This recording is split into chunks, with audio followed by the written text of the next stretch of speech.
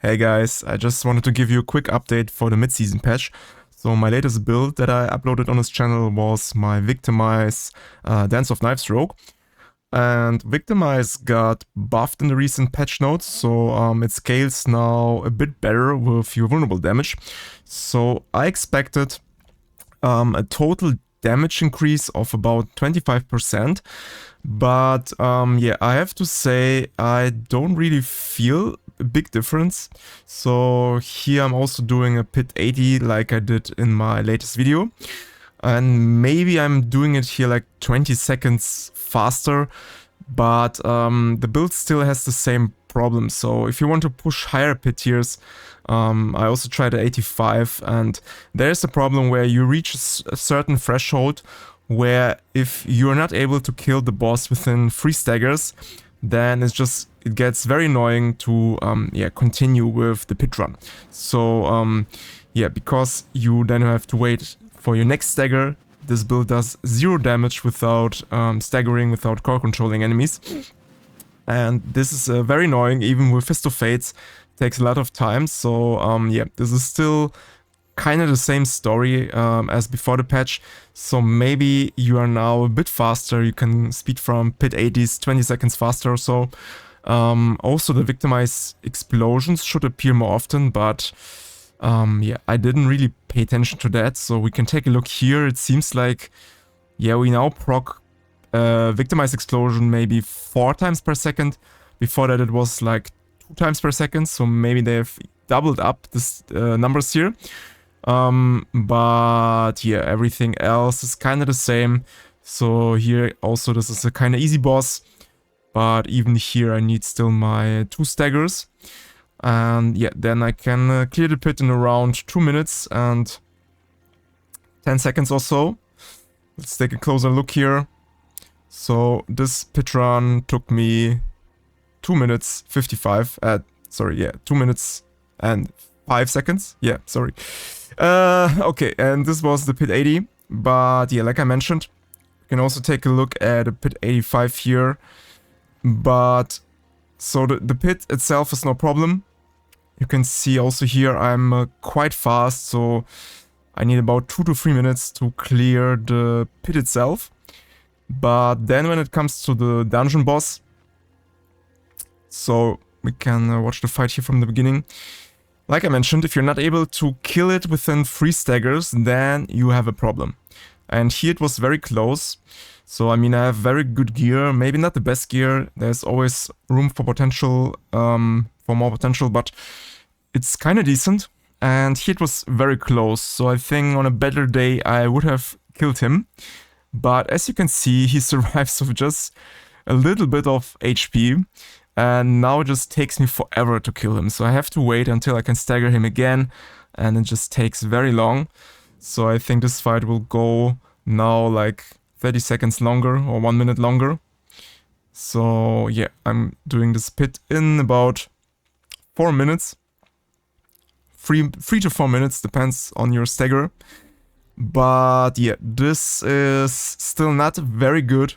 So this build is still very good for speed farming and stuff, but you can't really push some very high pit tiers with it. But I guess that's okay, the season is bugged anyways, we have so many bugs, we have an OP Spiritborn, so I guess it's a bit underwhelming anyways to play another different class than Spiritborn right now. And yeah, so the build stays actually the same.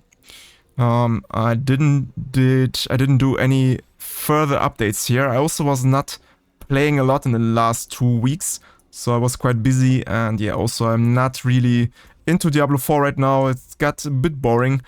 But here you can see Victimize now scales with 150% of your vulnerable damage. It used to be 120%. So very nice buff here. But yeah, maybe for some other builds, for some other rogue builds like Barrage, you can also play Barrage Victimize. I think there you should maybe feel a bit more of an impact thanks to this buff here.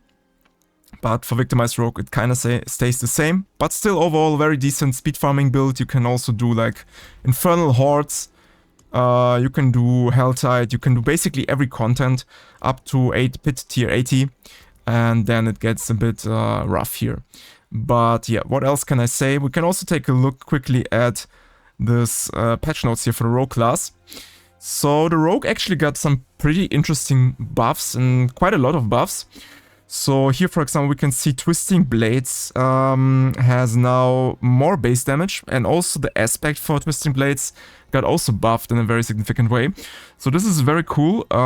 Twisting Blades is like an OG build from Season 0, Season 1, and like a fan favorite, you could say. I also really enjoy playing Twisting Blades and Mini Rogue in general. So I believe that this build is actually pretty powerful right now. So the only reason why no one plays it is because there are more interesting builds right now with a Rogue, like the Dance of Knives build. But in general, Twisting Blades is very good. I also played it during the PTR, and it was dealing a lot of single target damage. So especially for the next season, as a season starter, this build could be very handy, because you can just push very early for these Uber bosses and farm all the uniques and mythic uniques that you need, and also carry some runs for your friends, because the poison Twisting Blades is no joke in single target damage. So yeah, I'm very excited about Twisting Blades, maybe next season. Also, Penetrating Shot got reworked a bit. It's also now better against single targets, because they have reworked this secondary modifier here. So I'm actually also very hyped about Pen Shot. I didn't play it for quite a long time. I think the last time was in Season 3. But Pen Shot looks also quite interesting now. Also, Flurry got buffed. Flurry is like the strongest build right now in the Overpower variant, which I highlighted like 2 months ago in my Rogue tier list video. I still want to make this build, the Overpower Flurry, but yeah, I was kind of busy, like I mentioned, and a bit less. I lost my motivation a bit for the season, but I want to highlight this on my channel for sure, since it's very powerful and got even more powerful, more stronger. Yeah, so Flurry, also Rapid Fire, basically every core skill got buffed here. Also Dance of Knives, Smoke Grenade also has double of its base damage, so this is quite interesting. There's also a Smoke Grenade build that you can make actually with Rogue. So this also should be pretty significant nerf to this build, buff to this build, sorry. So maybe Smoke Grenade, also very solid option next season. We will see. Yeah, and also basically all or many passives, and especially poison passives, got buffed. And we have key passives also buffed. So the highlight for me here is we have buffed Alchemical, like they have buffed Alchemical at Mixture by 100%. So its scaling was 20%, now it's 40% of your non-physical damage. So it basically doubles your total damage scaler, and this is pretty crazy. So just like I mentioned with Twisting Blades Rogue, if you're playing a poison Twisting Blades, this is very powerful. So this should be a very, very powerful build, and also like Rain of Arrows Rogue can benefit from it. So I think you have two options with this key passive. You can play Twisting Blades for single target damage, or you can play Rain of Arrows for more AoE type of damage. So Poison, Imbuement, Rain of Arrows should also be very solid, I think. So this is pretty crazy buff in my opinion. And yeah, everything else here is also kind of cool. Also Larina's Instinct, 60% now. Kind of interesting for inner side builds, which were a bit of a meme, but also very fun to play in my opinion. So maybe some Flurry with Larina's Instinct, and this unique chest that randomly summons the Death Traps, Poison Traps, Caltrops. Scoundrel's Leather, I think. Very fun build, so yeah. We will see a lot of good buffs actually for Rogue, so I'm very happy, very excited for Season 7. I'm just fearing that they will mess it up a bit, like in terms of balance, or like in terms of how the power is perceived in the next season. Because this season we have so many Spirit Bonds that are able to run Pit 150s in 2 minutes.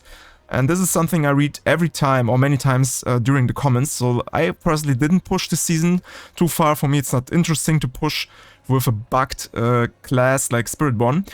But many players right now think that the Pit 150 should be the standard somehow. And they are very sad that other classes besides Spirit Bond cannot reach for 150. And I'm reading this very often in comments on YouTube, that people want that each class can do a Pit 150. And I don't think this is the right direction for the game. So I think they just should fix all the bugs with Spiritborn. They should fix, they should fix all the bugs in general with all classes. And then we should just have a very balanced season. But they maybe should buff the pit tiers. So they should make the pit 80, for example, be pit 100 again, like it was in the PTR. So during the last PTR, pit 80 was a pit tier 100. Guys, I don't know why I have so many problems talking today. But yeah, this is maybe something they should do just in order to approach this psychological imbalance. So many players are playing Spiritborn. They want to run 150s, which is just crazy and was never intended by the developers. But at least a pit tier 100 is something that most classes should speed farm in order to level their glyphs. This is at least my opinion. So I'm really excited let's say curious, if they will adjust the pit tiers and make the pit 80 pit 100 again. Because otherwise I fear the psychological damage, let's say, is just too big, and Season 7 will feel like we have lost 100% of our power level. And power creep is something very important in seasons, because people want to get more powerful and better and not worse. So yeah, that's something I fear.